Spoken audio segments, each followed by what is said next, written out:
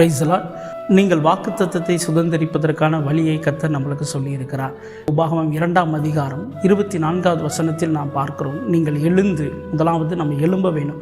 இருக்கிற நிலைமையிலிருந்து வாக்குத்தத்தத்தை சுதந்தரிக்க முடியும் என்றால் சுதந்தரிக்க முடியாது. வாக்குத்தத்தத்தை பெற்றுக்கொள்ளலாம், ஆனால் அதை சுதந்தரிக்க வேண்டும் என்றால் நீங்கள் எழும்ப வேண்டும். இரண்டாவது, நீங்கள் பிரயாணம் பண்ண வேண்டும். கர்த்தர் உங்களுக்காக அந்த வாக்குத்தத்தத்திற்கு நேராக, அந்த லக்குக்கு நேராக நீங்கள் உங்கள் பிரயாணத்தை தொடங்க வேண்டும். நீங்கள் எழும்பும்போது, அந்த லக்குக்கு நேராக பிரயாணத்தை தொடங்கும் போது கண்டிப்பாக பிரச்சனைகள் வரும். அதான் வேதம் சொல்லுகிறது, நீங்கள் அர்னோன் ஆற்றை கடந்து போங்கள் என்று சொல்லுவோம். அர்னோன் என்பதற்கு முறுமுறுப்பு என்று அர்த்தம். அப்போ கண்டிப்பாக நிச்சயமாக பிரச்சனை வரும்.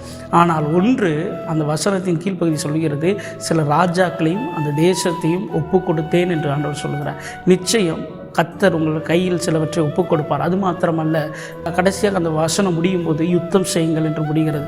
நீங்களும் நானும் யுத்தம் பண்ணுகிற காலம் இது.